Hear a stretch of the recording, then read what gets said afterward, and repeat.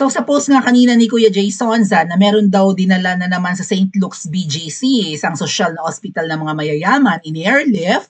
So just like last year, may mga ganun pa, may mga parang may mga ganun na mga tanim fake news, 'di ba? Na akala natin may mga isinugod na sa ospital, yung pala buhay naman ang yawa, right? Akala natin sayang baka pwede ba Lord na pahabol mo na sa undas, awa mo na sa Pilipinas, tama? Pero buhi gid ni ang magjowang mahilig mag-party and mag-concert and umattend ng mga pasosyal na event.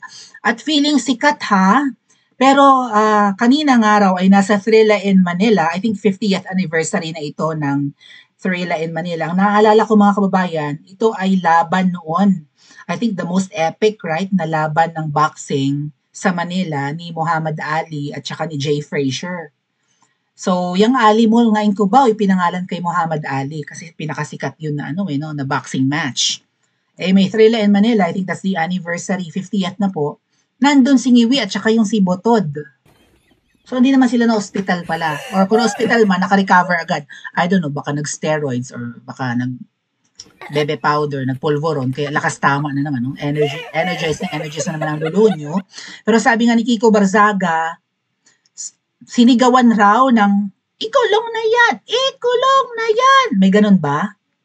Si President Marcos kanina sa Thrilla in Manila, kawawa niya may sumigaw ng ganon? Dapat may ganon talaga, no? Hoy, mga Pilipino, wake up, gising-gising. Ha? Bilyones ang naubos sa flood control at wala silang balak magpakulong. Or kung may pakukulong man, mga senador yan, si Jinggoy, si Joel Villanueva, and siguro mga Duterte-aligned na mga appointees, and then mga retired na nga yung iba, retired DPWH Secretary. And then, si Zaldico lang yung napasali, masabi lang na na walang kinikilingan. Pero si Tambaloslos, hindi kasama sa sa sinampahan ng kaso, nililigtas talaga ni Ngiwi ang pinsan niya. So again, babalik tayo doon sa sinabi na baka ek-ek lang yung iringan ng Romualdez at Marcos. Ito mga bira-bira ni Aimee na pambabatikos eme-eme dito sa Araneta, na nasa Araneta Coliseum kanina. Doon yata yung Thriller in Manila kanina. Or ngayon, kanina lang. So, 'di ba may ek-ek si Mangana ang namumuno ngayon sa Pilipinas ay Araneta at Romualdez. Ay bakit hindi ipakulong ang Romualdez sa poke ng ina? So parang drama lang yung sigalot nila. No? Siyempre magkakamag-anak yan Right? Romualdez naman ang nanay ni Ngiwi. So, 'di ba? Buntot mo hila ko. Ano ba 'yun? Basta tulungan sila. Tapos tong Mangga na to, eme-eme lang na para kunwari ay hindi lahat ng angka nila ay masama. Ang Mangga ay para ma-maintain niya yung kanyang friendship with the Dutertes, lalo na kay VP Sara. Eme-eme rin na bumabatikos at bumabanat. Pero ating kitang-kita, iba. Ayan nga ang sinasabi. Iba ang sinasabi sa ginagawa ay nililigtas ni Ngiwi si Tambaloslos Hindi kasama sa listahan ng kinasuhan. Anyway, sinigawan daw ng ikulong. Ay, si Ngiwi, siya kasi ang most guilty. Hindi naman mga kababayan, mangyayari ang korupsyon sa flood control, sa mga ghost projects, hindi lang flood control may mga ghost classroom din Abangan nyo sa mga susunod pang mga expose, baka lumabas din yung mga corruption ng iba't ibang departments and agencies. Ating walang nangyayari sa budget. Trillion ang budget, pero wala tayong nakakitang tangible project si Ngiwi. Wala siyang big ticket. Anong nangyari sa kanyang build better more? Diba ang pantapat niya sa build? Kaya sikat si Tatay Digong Aside from war on drugs, meron siyang build. At ang build ni PRRD mga kababayan ay kita all over the Philippines. Road widening, mga bonggang tulay, yung subway, nang balita dyan sa subway project na yan, na sinimula ni PRRD, nang update ngayon sa panahon ni Ngiwi. Kasi pahirapan ngayon sa pag-a-apply ng right of way, kumukontra yung mga madadaanan dyan somewhere in Makati and in Taguig ba? So, nasaan na yung pantapat ni Ngiwi sa build ni Tatay Digong na build better more with his initials pa nga para madaling tandaan. BBM means build better more. Magpapatayo siya ng mas marami at mas bongga. Even better nga na big ticket projects.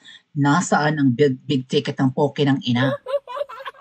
Build better more or build no more? Paki-comment na sa comment section. Parang build no more eh. Wala eh. Saan napunta yung trilyong pera natin? Baka naipuslit na mga ting. Lalo pa kanina pinag-uusapan, 3 air assets ni Zaldico na itakas na ng Pilipinas.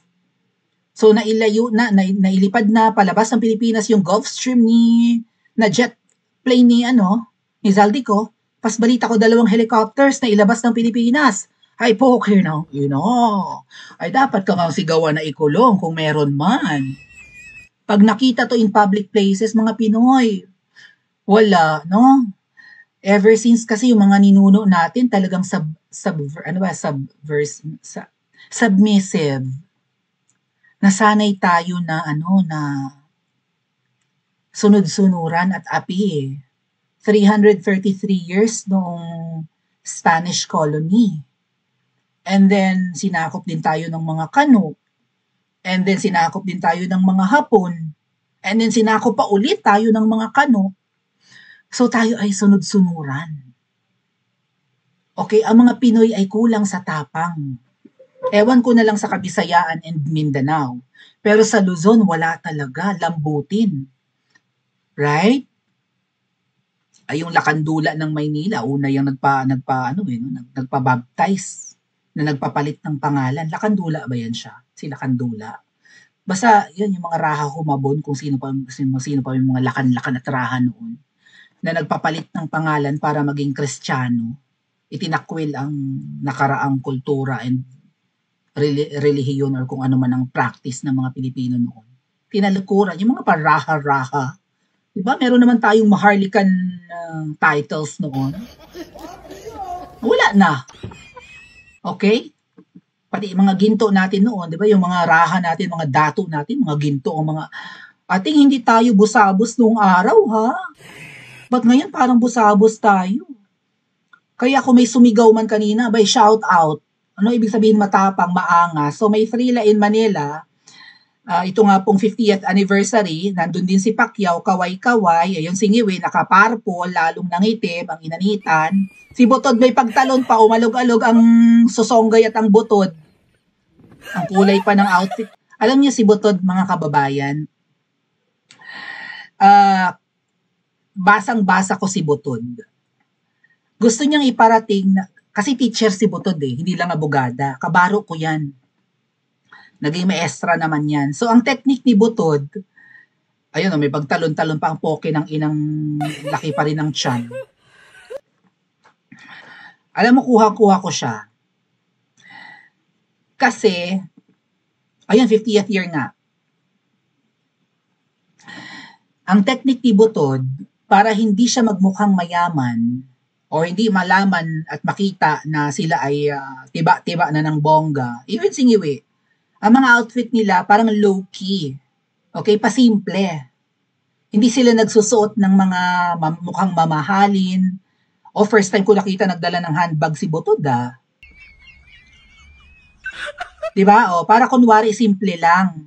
Hindi yung mga signature na clothings. They don't scream rich, right? Kasi ganun nga yung technique ng mga, siguro nakuha to ni Butod sa sa mga totoong mayayaman, mga old rich. Di ba ganun nga, ang sabi, ang totoong mayayaman, hindi nag-e-effort na mag-outfit ng pangmayaman. Hindi nagsusot ng mga gose, mga Louis Vuitton, mga Hermes, mga Chanel, mga YSL, mga Anespa. Hindi yung mga branded na pangmayaman, no? Pero mahal din ang mga suot, mga kababayan. Pero hindi nakikita yung mga logo mamahalin. Yan yung technique nila. Siguro ginagaya nila yung mga old rich na hindi nagpapakita na mayaman ang mga suot. Pero ang mga bank accounts at ang mga nasa vault ay toneto-deladang bara ng ginto. May mga offshore accounts, di ba, bundles of money na kayang humiga at kayang magsaing gamit ang Philippine peso. Nakapagluto, nakapagtigang, nakapagsaing kapag sinigang pa, ang panggatong pera ng taong bayan, ganun kayaman, hindi maubos. Alam niyo ba, kanino nga tong may ganyang movie parang yung sa Mexico ba yon? Kasi mga drug cartel na sa likod bahay nila, naghuhukay sila and nililibing nila doon yung pera nila.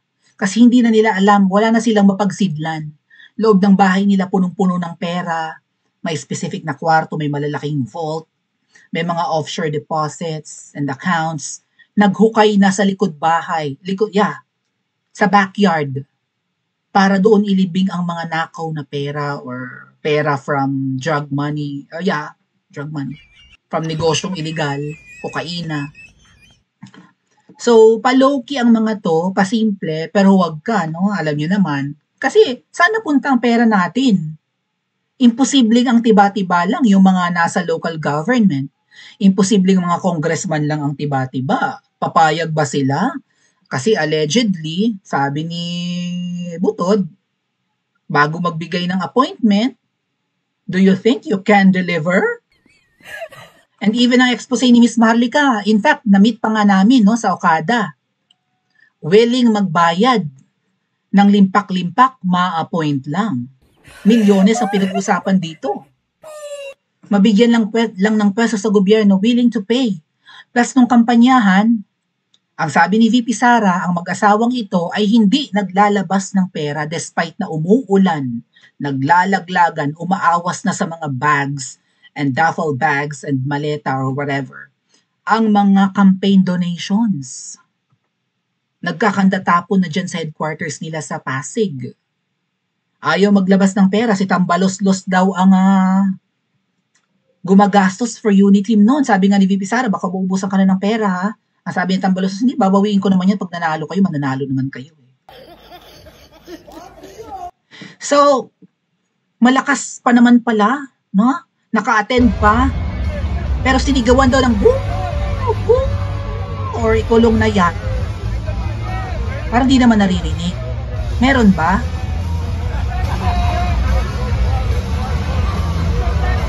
Parang di naman siya pinagkaguluhan. Is this in Araneta Coliseum in Cubao?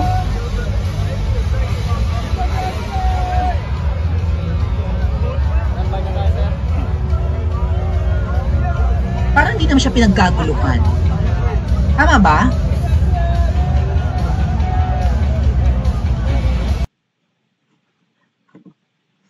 Parang patay malisya lang ang mga taong bayan. Ang nasa loob. Super kaway ang lolo nyo, pero di man nagkakagulo. Unlike kay PRRD and even VP Sara, hindi na magkandamayaw, no? Kahit sa labas nga Tama? Kahit sa mga bara-barangay lang pumunta si VP Sara, ang mga tao nagkakagulo. Nagsisisigaw. Singiwi, kung todo kaway na, para mga tao dermatology lang. Ang aga mong nalaos. Tama ba? Wala namang kaaya-aya kay Ngiwi Bakit?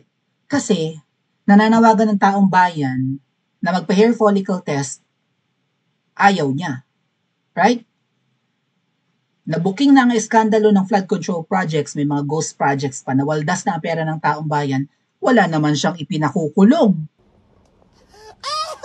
Yung asawa, yung esposa, pag nagpa-interview, lumalabas ang pagkamaldita at elitista. Mata pobre. Yun ba ang mga dahilan kung bakit parang laos con yelo na si Ngiwi? Pa-comment po sa comment section at mag-like and subscribe din po kayo.